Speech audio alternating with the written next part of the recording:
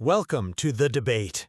You know, thousands of years ago, ancient astrologers stood on the ziggurats of Babylon and they stared into the sheer, terrifying abyss of the night sky. Terrifying is definitely the right word for it. Right? And they didn't just passively observe it. They sought a way to capture the infinite. They took the staggering, massive geometry of the stars and carved it into clay, condensing entire planetary movements into simple, elegant glyphs. They were reading the sky as a celestial script. Exactly. Reading the script and inventing a shorthand to transcribe it.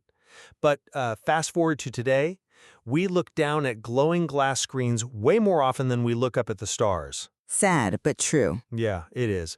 But I'd argue that we are still doing the exact same work.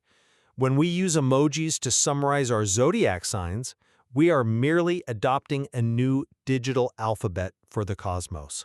But are we? I mean, really? I think we are. Well, when we trade the mathematically derived, meticulously observed geometry of the ecliptic for a standardized digital sticker on a smartphone screen, we have to ask ourselves a fundamental question. Which is? Are we still practicing rigorous astrological scholarship, or have we just flattened a profound ancient science into a cheap, superficial decoration? And that precise tension is the heart of what we are getting into today. We're looking at the fascinating cultural and, frankly, academic shift presented in the work Celestial Script, the Zodiac Emoji Guide. Yeah, it's definitely caused a stir. It has. Specifically, we're circling around the text's foundational question, zodiac signs as emojis, what's your cosmic text vibe? Such a loaded phrase. It sounds playful, sure, but for serious scholars, it raises a massive question. Does equating zodiac signs to emojis and distilling their influence into a cosmic text vibe represent a legitimate, evolutionary translation of the celestial script? Or does it fundamentally degrade the rigorous architecture of the zodiac? Right. And as scholars, we really have to dig into that. We do. And I'll lay my cards on the table.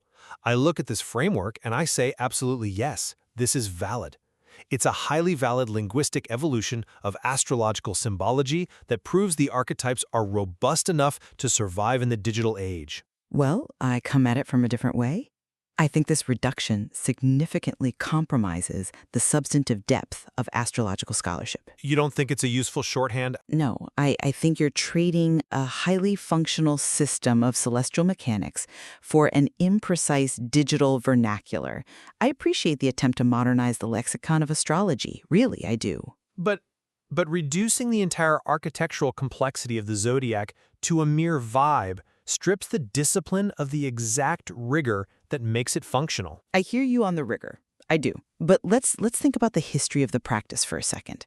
Astrology has, since its absolute inception, relied entirely on shorthand glyphs to encapsulate massive data sets of archetypal and planetary information. Sure, the glyphs are placeholders. Right. Think about the traditional symbol for Taurus, the circle topped with the crescent horns. In many ways, that is essentially an ancient proto-emoji. I wouldn't go that far. Why not? It is a highly condensed visual signifier. The ancients didn't draw an entire constellation every time they wanted to chart a transit, you know? They drew a symbol. So why is a digital symbol suddenly a bridge too far? I'm sorry, but I just don't buy that. Let me tell you why. Go for it. The phrase zodiac signs as emojis creates a really dangerous false equivalency. Yes, emojis are a script of sorts. And yes, the Taurus glyph is a symbol. Right, so we agree on the mechanism? No, we don't. Because that ancient glyph inherently holds a multidimensional geometry required to genuinely map cosmic phenomena.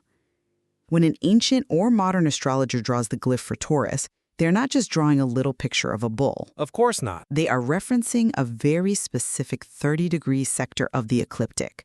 They are indicating a fixed modality, an Earth elemental dignity, and a Venusian rulership. It's a mathematical placeholder. Exactly. It holds data. But an emoji, by contrast, is a flat, predetermined aesthetic product. It doesn't hold that mathematical weight. But even if it's a predetermined aesthetic product, isn't the user the one who imbues it with that multidimensional depth? How so? Well, If you send me the seedling emoji right next to the coin emoji, you have just communicated the earthy, material, growth-oriented essence of Taurus in 2 keystrokes. Okay, aesthetically maybe. Not just aesthetically. You've communicated fixed Earth and Venusian focus.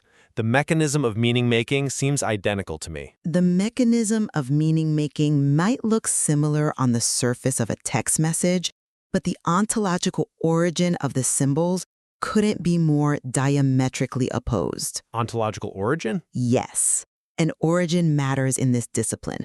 Traditional zodiac signs and their accompanying glyphs are fundamentally tied to observable astronomical phenomenon. The ecliptic is a physical reality. Sure. The transit of Jupiter, taking roughly 12 years, is a physical reality. The ancient symbols were born from an empirical relationship with the natural world. And emojis aren't? Of course they aren't. An emoji is a manufactured digital construct approved by the Unicode Consortium. It does not possess the organic, observed origin of true cosmic markers. I see why you think that, but let me give you a different perspective. Isn't mapping the organic onto the manufactured the fundamental challenge of all astrological systems? What do you mean? Think about it. The glyph for Jupiter is not actually the physical gas giant Jupiter. Well, obviously. And the 30-degree bounds of Aries are a human abstraction. The sky doesn't actually have perfectly even 30-degree borders drawn in the vacuum of space, right? We use the tropical zodiac as a standardized framework. Yes. Exactly. We impose that grid to make the infinite comprehensible. We have always manufactured systems to read the cosmos. The Unicode Consortium may design the pixels of the emoji, but the astrological practitioner is the one who animates the archetype. Animating an archetype requires a medium capable of holding its weight. I think a text thread can hold weight. I disagree. When the source text asks about zodiac signs as emojis, it is attempting to map an organic, infinitely complex universe onto a closed, corporate-designed digital system. Closed? There are thousands of them. But they are finite. The map is not the territory. And in this case, I'd argue the map lacks the resolution to even accurately display the territory. I'm struggling with your point about the loss of resolution. Are we really losing resolution, or are we just translating the resolution into a language people actually speak today? I think it's an inherent loss of detail. But if the cosmos is fundamentally a script, as the title Celestial Script asserts, then a script must be read. And more importantly, it has to be written. Emojis are the newest typeface of human communication. A very simplified typeface. Let me give you a concrete example. Think about the eyes emoji, the one glancing to the side, combined with the magnifying glass emoji. Okay. If you send that to a friend during a transit, that is the digital mechanism of Scorpio energy. It perfectly captures the investigative, slightly paranoid, deeply probing essence of the sign in just 2 characters. You convey paragraphs of tone and context instantly. That's a clever combination, I'll give you that. Thank you. But it's still fundamentally limiting. You're talking about substituting a system of angular relationships and astronomical realities for a system of Unicode pictographs. It's an evolution. Which leads us to the phrase the source material uses to bridge this gap, the cosmic text vibe. This is where the lack of resolution really becomes glaring for me. The vibe is the best part. In serious astrological scholarship, we rely on terms that have structural integrity. We talk about trines, squares, essential dignities, mutual reception. Right, the mechanics. Exactly. These are concepts that can be mapped, debated, and verified against a natal chart. A vibe cannot be quantified. But vibe is the perfect phenomenological term for how astrological energy manifests in digital communication. Phenomenological? Yes. We are no longer just interpreting how a planetary transit affects a wheat harvest or a medieval kingdom. We are interpreting how it affects an asynchronous text conversation across 3 different time zones. That doesn't mean we abandon the math. Vibe captures the intangible, atmospheric essence of a zodiac sign as it's transmitted through the sterile medium of a screen. It's the ambient temperature of the text. I have to challenge that as academically unworkable. Really? Unworkable? Utterly. By synthesizing an incredibly complex natal framework into a fleeting subjective feeling, we are doing a massive disservice to the source material of the sky. Let's make this real. Okay, let's make it real. If I look at a client's chart and see a stellium in Capricorn squaring a natal Mars, that is not a vibe. Well, A stellium is a heavy concentration of planets. Capricorn is structural, disciplined, incredibly ambitious. Mars is pure action and aggression. And a square is a harsh 90-degree angle of pure friction. I know what a square is. Right, so you have immovable ambition slamming into an aggressive drive. It is a highly specific crisis of structural limitation. You can't just slap a frowning face on that and call it a day. I'm not saying you just use a single frowning face. Tethering the concept of the cosmic to a text vibe severely limits the scope of what the chart represents. It takes the objective reality of the planets and reduces them to the subjective mood of the user. Okay, I agree you can't just use a single frowning face. That would be reductive.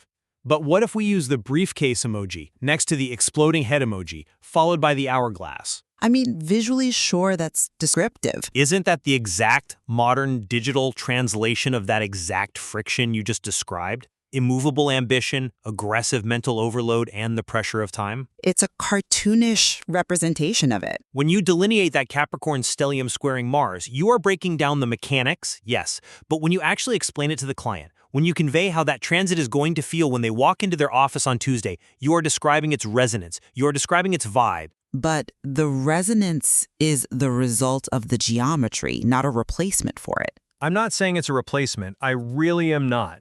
But why do we, as scholars, recoil at the term simply because it belongs to the digital era? Because it lacks precision. If a vibe is, at its core, an energetic atmosphere, isn't that exactly what serious astrologers are interpreting when they synthesize a chart? We interpret the energetic atmosphere based on strict rules. Yes. And if we refuse to integrate the vernacular of the text vibe, if we insist on only speaking in angles and dignities, we risk turning astrology into a dead language. I don't think rigor equals death. The phrase, "what's your cosmic text vibe?" proves the archetypes are alive. They are functioning within modern modes of human connection. That's a compelling argument, I'll give you that. But have you considered what happens to the structural integrity of a discipline when its primary lexicon becomes entirely subjective? Subjective doesn't mean invalid. If a vibe is whatever the user feels it is in the moment, then the Zodiac loses its shared universal architecture. And I want us to look very closely at the specific phrasing from the source text here, because the wording is highly intentional. You mean the "what's your" part? Exactly. What's your cosmic text vibe? It's that interrogative structure, the emphasis on the personal your, that really troubles me. Why? What's wrong with personalization? Isn't that the point of a natal chart? Because it frames the zodiac not as a universal system of knowledge, a grand celestial clockwork that we are all subjected to, but rather as a consumable identity product. Oh, come on. A consumable product? It perfectly mirrors the language of a digital personality quiz. Which pizza topping are you? What's your cosmic text vibe? That's a bit harsh. It invites the user to select an astrological aesthetic that suits their mood on a given day, rather than engaging with the unyielding realities of their actual natal placements. I'm not convinced by that line of reasoning at all, because it assumes that personalization inherently degrades profundity. I read "what's your cosmic text vibe" quite differently. How so? I don't see it as a cheap quiz. I see it as a classic Socratic invitation. Think about it. The cosmos is unimaginably vast. It is deeply alienating if you really stare at it. It's humbling, yes. Right.